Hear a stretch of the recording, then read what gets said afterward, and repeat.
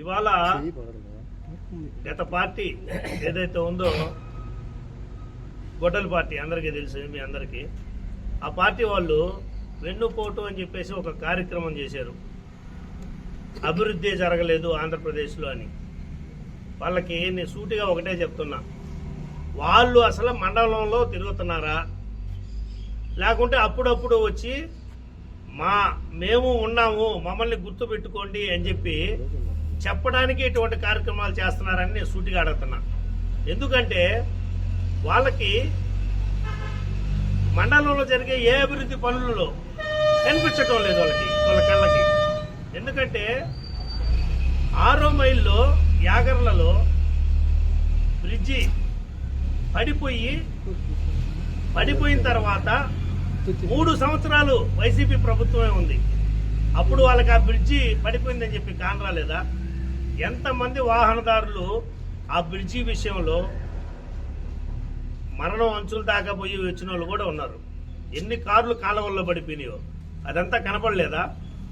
మా ఎమ్మెల్యే గౌరవ కోవూరు ఎమ్మెల్యే గారు వేమిరెడ్డి ప్రశాంత్ రెడ్డి గారు వచ్చిన తర్వాత ఆ టెక్నికల్ ప్రాబ్లమ్స్ లో ఉన్న బ్రిడ్జిని మళ్ళా టెండర్ పిలిచి దాన్ని రెడీ చేసేదానికి 3 సార్లు మినిస్టర్లతో కూర్చొని సమావేశమయ్యి టెక్నికల్ ప్రాబ్లమ్స్ అన్ని సాల్వ్ చేసి ఆ బ్రిడ్జిని శాంక్షన్ చేసి ఇప్పుడు రెండు నెలలు కావస్తుంది. 2 నెలల్లో బ్రిడ్జి కంప్లీట్ స్టేజ్కి వచ్చింది.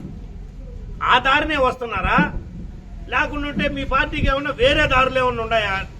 ఆ దొంగ దారులు అయితే మాకు తెలియదు, మీకేమన్నా తెలుసో ఏమో మీరే అర్థం చేసుకోవాలి.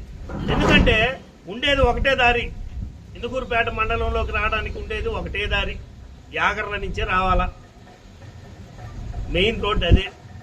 మరి మీకు ఆ అభివృద్ధి కనిపించట్లా, సరే కనిపించట్లేదు. ఇంకే అభివృద్ధి కనిపించట్లా.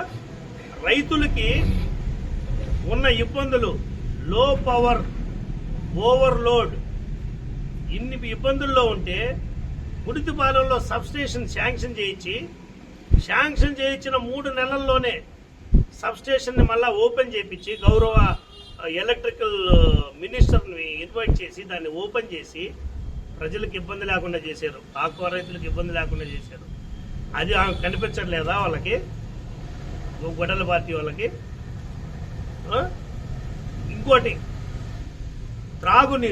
త్రాగునీరుకి ఇబ్బంది అయ్యి ఉప్పు నీళ్లు మన మండలాన్ని కబలించేస్తుంటే కాజువే నిర్మించి త్రాగునీరుకి ఇరిగేషన్ ముదివర్తిపాలెంలో పంటక ఇబ్బంది పడుతుంటే ఈ రోజు పోయి చూడండి ముదివర్తిపాలెంలో పంటలు ఏ విధంగా పండుతున్నాయో, మంచినీళ్ళకి ఎటువంటి ఇబ్బంది లేకుండా ఎటువంటి మంచినీళ్ళు వస్తున్నాయో.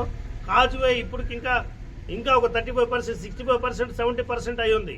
ఇంకా 35% అయిందంటే మనం సస్యశ్యామలంగా మనకి నీళ్లు త్రాగుటికి కానీ ఇరిగేషన్కి కానీ ఎటువంటి ఇబ్బందులు లేకుండా మన మండలం ఉంటుంది. అది కూడా వాళ్ళకి కనిపించట్లా. ఎక్కడో అప్పుడు గత ప్రభుత్వంలో సర్వేపల్లిలో కూర్చొని ఆడి నుంచి బటన్ నొక్కి స్టార్ట్ చేస్తున్నాం మేమన్నారు. ఇక్కడ వాళ్ళు సంబరాలు చేసుకున్నారు. అంత తప్పితే ఆ రోజు మొదలుపెట్టిన దాఖలానే లేదు కాజువే. ఈ రోజు మా ఎమ్మెల్యే గారు వచ్చిన తర్వాత కాజువే ఎలా పరుగులు తీస్తుంది, అభివృద్ధిలో ఎలా రెడీ చేస్తున్నారు, ఎంత తొందరగా అది మన ప్రజలకు అందిస్తారో మీరే ఒక్కసారి అక్కడికి పోయి చూసుకోవాల్సిందిగా నేను కోరుతున్నా.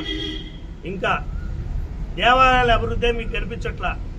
మన మండలంలో గంగపట్నంలో శ్రీ చాముండేశ్వరీదేవి ఆలయంలో 90 లక్షల రూపాయలతో సిమెంట్ రోడ్లతో అభివృద్ధి చేశాం.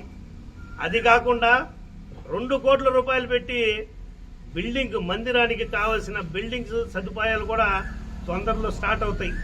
అది కూడా మీకు కనిపించాలి. అంటే మీరు గుళ్ళకు బారు, ఊళ్ళలోకి రారు, ఊళ్ళలో సిమెంట్ రోడ్లు వేసినవి మీకు కనిపివు, రైతులకు పంటలకు నీళ్లు ఇచ్చింది మీకు కనిపివు. కరెంటు ఆర్టీఎస్ స్కీమ్ లో 40 ఏళ్ళు 50 ఏళ్ల క్రితం ఎప్పుడో లైన్లు మార్చుంటారు, ఎలక్ట్రికల్ స్తంభాలు వేసుంటారు, అది కనిపివు. ఇప్పుడు మొత్తం ప్రతిదీ ఎలక్ట్రికల్ లైనింగ్ కొత్తది వచ్చింది. 24 గంటల పవర్ ఇస్తున్నారు. ఇవన్నీ మీకు కనిపించట్లా. అయ్యా, ఎవరైతే ఉదయాన వెన్నుపోటు అని మాట్లాడారో వాళ్ళు తెలుసుకోవాలా. వెన్నుపోటు చేసిన వాళ్ళు ఎవరు? రైతుల్ని, రైతుల పొలాల్ని మీ పాస్బుక్ల మీద మీ ఫోటోలు వేసుకొని వాళ్ళకి నకిలీ సొంత పాస్బుక్ల కాగితాలని మీ దగ్గర పెట్టుకొని నకిలీ అందించాలని చూశారు. అది కాదా వెన్నుపోటు రైతులకి? ఈరోజు మా ప్రభుత్వం వచ్చిన తర్వాత రాజముద్రతో, ఆంధ్రప్రదేశ్ రాజముద్రతో ఎవరి అయితే తాతల నుంచి నాన్నల నుంచి ఆస్తి వాళ్ళకి వచ్చిందో వాళ్ళ ఫోటోలు వేసి రాజముద్రతో కలిగిన పాస్ పుస్తకాలు అందించింది మా ప్రభుత్వం. మీ అందరికీ కనపడలా? మీరు ఊళ్ళలో ఉండరు, ఎక్కడో తిరుగుతారు. మీ నాయుడు ఎక్కడో ఉంటాడు పక్క రాష్ట్రాల్లో, మీరెక్కడో ఉంటారు పక్క జిల్లాల్లో. ఈ జిల్లాల్లో మా ఎమ్మెల్యే గారు ప్రాతినిధ్యం వహించిన కోవూరు నియోజకవర్గంలో జరిగే అభివృద్ధి మీరు చూసి మాట్లాడుతున్నారా, చూడకుండా మాట్లాడుతున్నారా అని నేను ప్రశ్నిస్తున్నా. మీరే దాన్ని ఆలోచన చేసుకోండి. ఇకపోతే కొరుటూరు రోడ్డు మీ హయాంలో ఎన్ని రోజులు ఉండిందయా గుంతలమయంగా? ఎంతమంది పడ్డారు? ఈరోజు బీటీ దానికి మొత్తం వేసి రోడ్డును రెడీ చేసి మేము ఊరోళ్ళకి అందించలేదా? అవి కనిపించలేదా?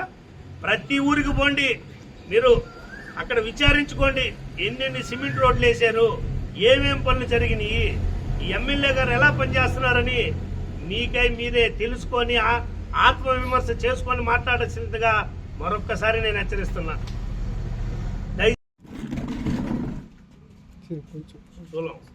ఓకేనా?